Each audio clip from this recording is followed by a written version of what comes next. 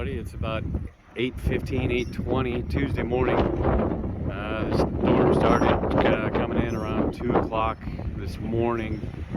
The peak of it isn't supposed to hit until later this afternoon. The winds are gusting pretty bad. It's not too bad in here at Steinhatchee. So we're extremely happy we're here. That's Chris C there. There's Naughty Desires.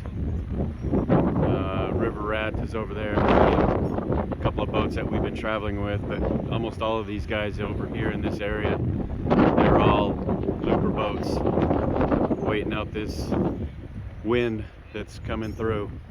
It's supposed to get some pretty good rain here in a couple hours. Y'all be safe.